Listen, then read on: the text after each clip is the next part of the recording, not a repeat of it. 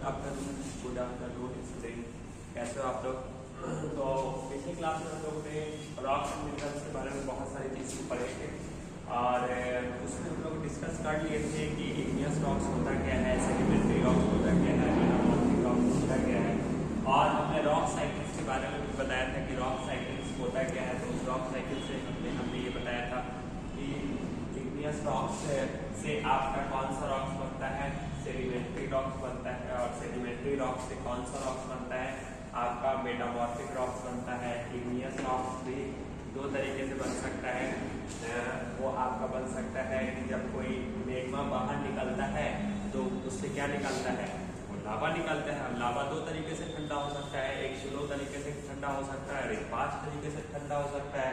तो जो स्लो तरीके से ठंडा होता है वो आपका, उससे कौन सा रॉक्स बनता है, वो ग्रेनाइट बनता है। और जो फास्ट तरीके से ठंडा होता है उससे आपका कौन सा बनता है, प्यूरिन बनता है, ओबेसियम बनता है, ग्नीस बनता है। ये सब चीज़ हम रिकॉल खाली करवा रहे हैं, इसीलिए हम आपको बताएं। तो ये आपको पता है कि ये सारी चीज़ें क्या बनता है, आपका इग्नियस रॉक्स बनता है। और इग्नियस रॉक्स के कौन कौन से टाइप्स है, तो स्लो ये फास्ट पुलिंग से आपका बनेगा प्यूबिक, ओबेसियन और बेसाल्ट। ओके, ये सब आपका इग्नियस रॉक्स है। इग्नियस रॉक्स भी दो तरह के होते हैं, हमने बताया था, इंट्रूसिव रॉक और एक्सक्लूसिव रॉक। एक इंट्रूसिव रॉक्स जिसको कहते हैं वैसा रॉक्स जो मैग्मा के अंदर ही, मतलब वो रॉक जो मैग्मा अंदर ही अंदर ठंडा होकर जो चट्टान बन जाता है, ऐसे रॉक्स को इंट्रूसिव रॉक्स कहते हैं। और ग्रेनाइट आपका इंट्रूसिव रॉक्स का एग्जांपल था। और बाकी जो था वो जब मैग्मा बाहर निकलता है, अर्थ सरफेस के बाहर आता है तो वो लावा हो जाता है। और वही लावा जब ठंडा हो जाता है और ठंडा होकर हार्ड हो जाता है तो वो चीज़ आपका क्या बन जाता है, वो आपका इग्नियस रॉक्स में बदल जाता है। फिर सेडिमेंट्री रॉक्स कैसे होता है, वही इग्नियस रॉक्स पे जब तेज हवाएं चलती हैं, आंधी तूफान आता है, बारिश होती है और ये process over and over times continuous तक होता रहता है, तब जाके ये आपका इग्नियस रॉक्स सेडिमेंट्री रॉक्स में बदल जाता है। क्योंकि बड़े बड़े जो पत्थर जो होते हैं वो टूटते रहते हैं कंकर के रूप में, छोटे छोटे पत्थर के रूप में, और इसका एक लेयर बाय लेयर बनता जाता है। और यही छोटे छोटे लेयर जब ओल्डर लेयर बहुत ज़्यादा उसको कंप्रेशन मिलता है, प्रेशर मिलता है, तो उसकी वजह से ये किस चीज़ में बदल जाता है, सेडिमेंट्री रॉक्स में बदल जाता है। ओके, तो इस तरह से आपको पता चल गया कि सेडिमेंट्री रॉक्स कैसे बनता है और मेटामॉर्फिक रॉक्स कैसे होता है। फिर यही सेडिमेंट्री रॉक्स को ऊपर से प्रेशर और नीचे मैग्मा के थ्रू जब हीट ज़्यादा मिलता है तो उसकी वजह से ये रॉक्स किस रॉक्स में बदल जाता है, ये रॉक्स आपका मेटामॉर्फिक। मेटा का मतलब ही होता है चेंज होना। मेटामॉर्फिक रॉक्स में आपने पढ़े थे मार्बल्स क्या है, ये एक मेटामॉर्फिक रॉक्स का एग्जांपल है। स्लेट आपका मेटामॉर्फिक रॉक्स का एग्जांपल है।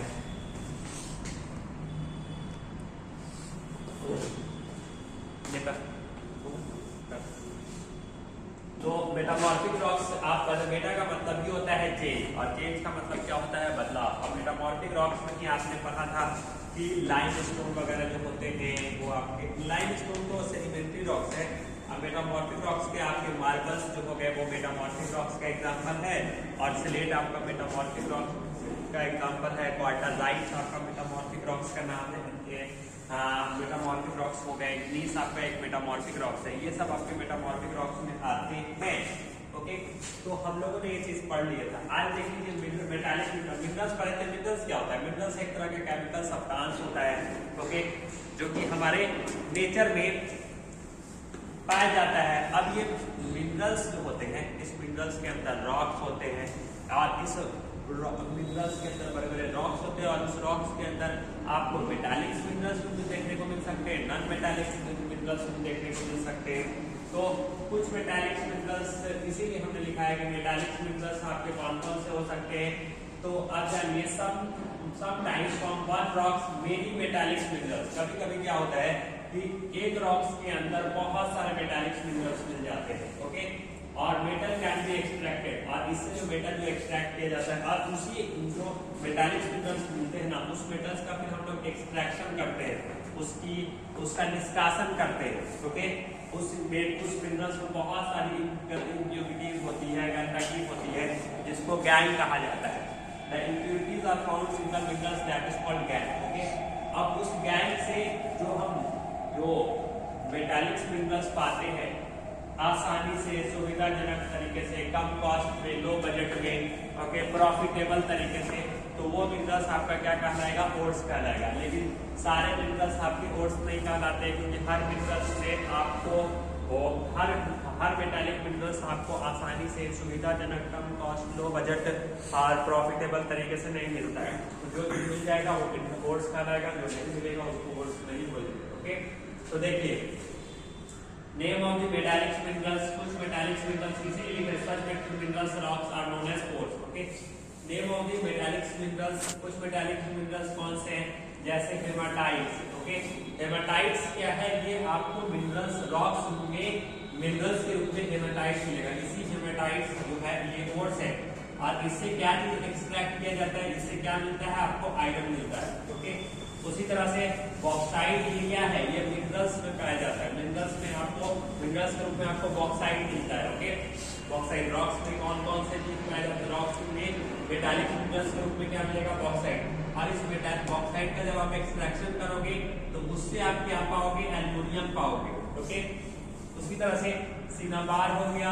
ओके, ये एक मिनरल्स है और उसका एक्सट्रैक्शन करके आपको क्या मिलेगा, मरकरी मिलेगा। ओके, देखिए सम ऑफ दिस मेटल, कुछ मेटालिक्स मिनरल आपके कौन कौन से हैं, मेटल से बना हुआ कुछ मेटालिक, जैसे आयरन एक मेटालिक मिनरल्स है, उसका इस्तेमाल कहाँ पे करते हैं, तो दरवाजा बनाने में करते हैं, उसका ग्रिल बनाने में, डोर ओके, ये सब चीज हो गया, या रोड्स वगैरह, ये तो इस तरह की चीजों को हम बनाने में इसका इस्तेमाल, ग्रिल रोड्स नहीं होता है, इस सारी चीज में इसका इस्तेमाल किया जाता है। कॉपर्स वगैरह जो हो गया, कॉपर्स का इस्तेमाल वायर बनाने में किया जाता है, कॉइन्स बनाने में किया जाता है, स्टार्च बनाने में किया जाता है, यूटेंसिल्स बनाने में किया जाता है, ये सब आपका इस्तेमाल कॉपर्स वगैरह में किया जाता है। अब एल्युमिनियम भी एक मेटालिक मिनरल्स है। ओके, इसका इस्तेमाल भी आप, एल्युमिनियम का बर्तन हो जाता है, इसका इस्तेमाल मैन्युफैक्चर ऑफ ट्रेन कोचेज, जो ट्रेन का जो कोचेज वगैरह जो होता है वो मेटालिक मिनरल से ही होता है। मेकिंग एरोप्लेन्स बनाने में, ओके, यहाँ तक कि वायर्स बनाने में एल्युमिनियम का वायर नहीं होता है, क्या होता है। उसी तरह से नॉन मेटालिक मिनरल्स के शुरू करते हैं, तो नॉन मेटालिक मिनरल्स में आपका जैसे कोयला आपका क्या है, नॉन मेटालिक मिनरल्स है। पेट्रोलियम आपका क्या है, नॉन मेटालिक मिनरल्स है। Are the valuable non metallic mineral, लेकिन ये एक ऐसा नॉन मेटालिक मिनरल है जो कि काफी वैल्यूएबल है, वैल्यूएबल मेटालिक मिनरल्स है। ओके, वैल्यूएबल है, काफी महत्व है इस तरह के मेटालिक मिनरल्स का। और ये कोयला जो हो गया और ये पेट्रोलियम जो हो गया, और ये चीज आपको कहाँ से मिलता है, तो ये चीज आपको मिलता है फॉसिल फ्यूल, जीवाश्म ईंधन से।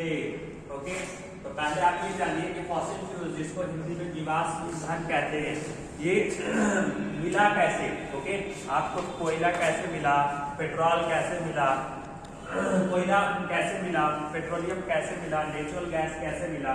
तो ऐसा माना जाता है कि हमारे अर्थ सरफेस पे, या हमारे प्रकृति में, या हमारे नेचर में आज से बिलियंस और बिलियंस ऑफ ईयर्स पहले हमारे अर्थ सरफेस पर कोई प्राकृतिक घटनाएं घटी होंगी।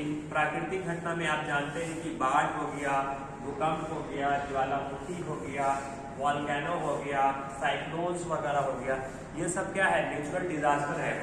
इन सब में से मान लीजिए कि भूकंप आ गया, भूकंप में क्या होता है, जमीन फटता है ना। ओके, तो उस दौरान में क्या क्या हुआ होगा कि बड़े बड़े पेड़ पौधे या छोटे छोटे पेड़ पौधे, जानवर, इंसान सब जमीन के अंदर धंस गए होंगे, लाखों करोड़ों वर्ष तक दबे रहने के कारण, या मिलियंस और बिलियंस ऑफ ईयर्स तक जमीन के अंदर दबे रहने के कारण, और उस जमीन के अंदर प्रेशर ज्यादा रहने के कारण, टेम्परेचर ज्यादा रहने के कारण, सनलाइट प्रॉपर तरीके से ना मिल पाने के कारण, ऑक्सीजन की आपूर्ति के कारण, ऑक्सीजन की एब्सेंस रहने की वजह से ये जो है, ये जो बड़े बड़े जो जितने भी लिविंग ऑर्गेनिज्म, ये किस चीज में बदल गए होंगे, ये बदल गए होंगे फ्यूल्स के रूप में, मतलब कोयला के रूप में, पेट्रोलियम के रूप में और नेचुरल गैस के रूप में। लेकिन point to be noted, note करने की बात यहाँ पर है, नोट कर लेना, ध्यान से सुनो। देखो पॉइंट्स नोट करने की बात ये है कि जो बड़ा बड़ा जो पेड़ पौधा जो है ना जमीन के अंदर जो धंसा होगा उससे क्या बना होगा, मतलब लाखों करोड़ों वर्ष तक दबे रहने के कारण उससे क्या बना होगा, उससे आपका कोयला बना होगा। और जो छोटा छोटा पेड़ पौधा जमीन के अंदर लाखों करोड़ वर्ष तक जो दबा होगा उससे आपका क्या बना होगा, पेट्रोलियम बना होगा और आपका नेचुरल गैस बना होगा। तो आपको ये पता होना चाहिए कि ये जो आपका जो है, ये जो आपका कोयला और पेट्रोलियम जो है, ये कोयला, कोल्स एंड पेट्रोलियम, कोल्स और पेट्रोलियम ये एक ऐसा सोर्सेस है, ये एक नॉन रिन्यूएबल सोर्सेस है। ये दोनों फॉसिल फ्यूल्स कैसा सोर्सेस ऑफ एनर्जी है, तो ये एक non renewable sources of energy है, non renewable sources of energy है। मतलब ऐसा सोर्सेस ऑफ एनर्जी जो वैसा सोर्सेस ऑफ एनर्जी जिसका एनर्जी के रूप में जब हम उसको इस्तेमाल कर ले प्रॉपर तरीके से, फिर उसको क्विकली रिकवर करना बड़ा मुश्किल होता है, या हम उसको जल्दी आसानी से तरीके से ना कर पाए, उस तरह के सोर्सेस ऑफ एनर्जी का इस्तेमाल हम दोबारा रिकवर ना कर पाए, उसका इस्तेमाल हम उसकी प्राप्ति हम जल्दी ना कर पाए, तो ऐसे सोर्सेस ऑफ एनर्जी को आप क्या बोलोगे, non renewable sources of energy. Okay, तो कोयला और पेट्रोलियम आपका non renewable sources of energy है। और इसी का एक नया नाम भी है बाबू, ध्यान से सुनो, कम ध्यान सुनना है, क्या नाम है, तो इसका नाम है non renewable sources of energy को आप क्या बोल सकते हो, कन्वेंशियल सोर्सेस ऑफ एनर्जी। क्या बोलोगे, कमेंट से बता दो, conventional sources of energy, conventional sources of energy. और इसी को ही हम क्या कहते हैं, ट्रेडिशनल सोर्सेस ऑफ एनर्जी।